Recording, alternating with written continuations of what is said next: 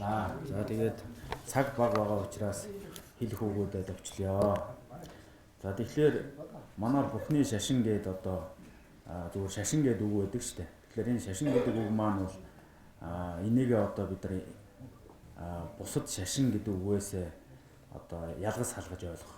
Инээс ахуулаад нийт ард түмэндээ одоо зөв ойлголт өгөхөөс ахуулаад дараагийн одоо энэ хилцүүлэг маань үр дүнтэй болно байх гэж бодож байна. Жишээлх юм бол одоо бидний дэлхийн нийтээр шашин гэж хэрэглээд байгаа үг чинь бол religion гэсэн шал өөр. Одоо манайхны Бурхны шашин гэсэн үгээс бол шал өөр үг байж байгаа шүү дээ. Нэг одоо ертөнцийг бүтээгч тэнгэртэй тэрийг шүтэн биширдэг, тэрэндээ альваа нэгэн зан үйл явуулдаг ийм зүйлийг бол одоо religion гэж хэлж байгаа. Гэтэл тэр religion гэдэг үгийг бид нар одоо монгол хэлнээр буулгахад бол нэгэнт одоо дээр үеэс уламжлаад дамжаад ирсэн шаасна гэж энэ үгээр оруулж байгаа.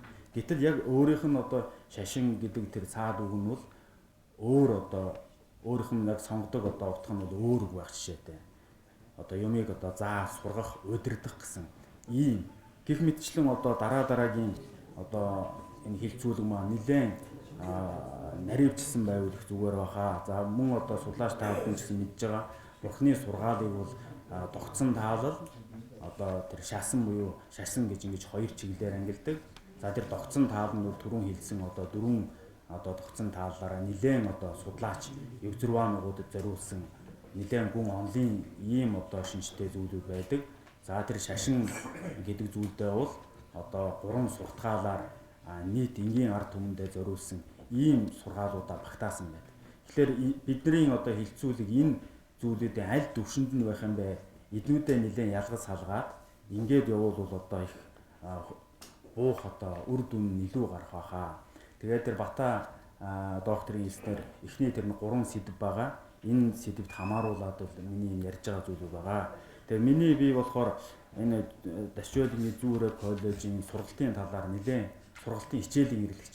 Энэ талаар бол нэлээд олон жил ингээд сургалтыг энэ төрийн түвшинд яаж авч үздгийг, ер нь буддын шашны сургалтыг хүлээн зөвшөөрдөг юм уугүй юу гэж олон одоо боловсролын сайдууд дээр орж зам олон хүмүүсээс зөвлөгөө авч энэ одоо буддын шашныхаа уламжлалт одоо ер нь буддын шашин гэдэг чинь манай Монголын уламжлалт одоо боловсрол шүү дээ. Энийг орчин үеийн одоо олгож байгаа энэ боловсролтой дүүлгээд ингээд төрийнхөө зүгээс энийг нэг баталгаажуулаад авах их мэт ийм орлогуудыг нэлээд хийжсэн манай хийдийн удирдлагууд бид бүхэн. Гэтэл одоо хүртэл энэ зүйл одоо байдгүй. Гэтэл бид бүхэн одоо Бурхны шашны судалгаа, Бурхны шашны одоо ингээд өндөр түвшний юм ярьдаг.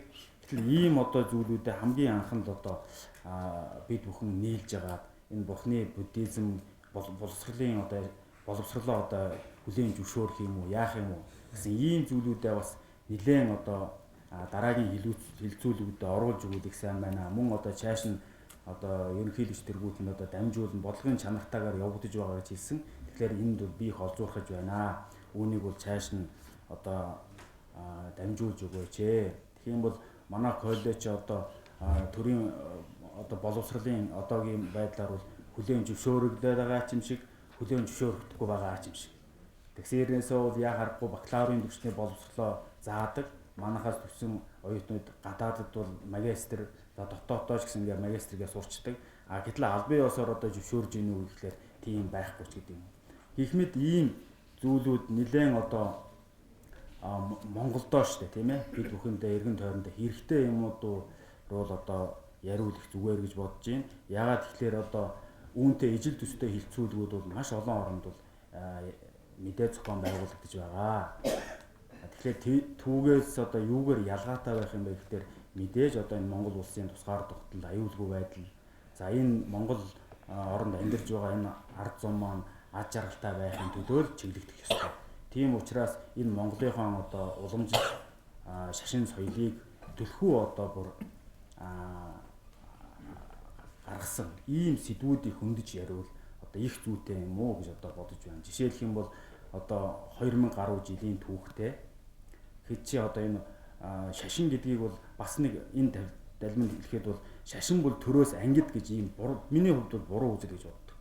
Бурхан багш сургаалаа номлохдоо угаасаа энэ номоор хүмүүсийг хэрхэн засаж задруулах вэ, удирдах вэ гэсэн шасан гэдэг үг нь өөрөө удирдахсан чиглэлтэй. Тэгээд ч гэсэн бурхан багшийн үед тэр олон хаадууд бүгдээрээ л бурханы сургаалаар дамжиж тэр одоо өөрийнхөө төрийнхөө үүлийг цогцолж исэн. Тэгэхээр энэ шашныг бол төрөөс ангид гэсэн одоо нэг тийм үзэл байна шүү дээ. Энэ бол угаасаа тийм бол биш юм шиг санагддаг. Гэх мэтчлэн одоо төрийнхөө бодлогод бол энийг тусаж өгнө гэсэн ийм одоо үзэл санаанууд өмнө ч гэсэн байсан бах. Үнийгээ бол одоо бүр ажил хэрэг болох цаг нь бол одоо болсон гэж ингэж боддөг юм аа.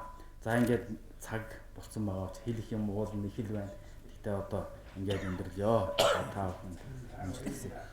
Ариуслын зууч Буддатур эрхэм үйлчлүүлэгч таныг бурхан багшийн агуу их адистад газрууд болох лагшин мэндэлсэн Люмбини адистад жарн хашорын соврага таалалт өгсөн Кушинагар гэгэрсэн бодгая дах Монгол сум анх дөрвөн үнэний сургаалan альсан сарнат ариун гангамөрн энтхгийн нийслэл дээли Непалын Катманду хотуудаар аялан алдарт Таж Махал үзэх ариуслын аялалд өрн залъя.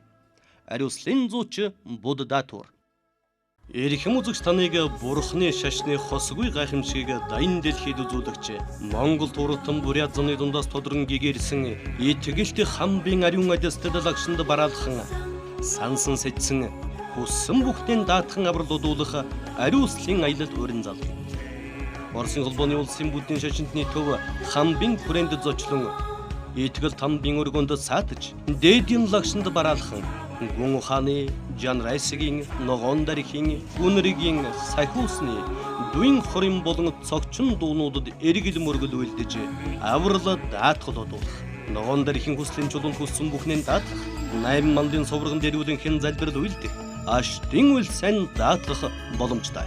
Мөн Улаанбаатар хоттой танилцсан худалдаа үйлчилгээний газруудаар зочлон буцах замдаа итгэл тамбын төрсэн газар доршдог ангаах эрдэм чадал төгс аршаан хүртэг сэлэнгийн ээж модонд аврал даатгал үйлдэх болно. Таны сансан үйлс бүхэн бүтэх болтугай.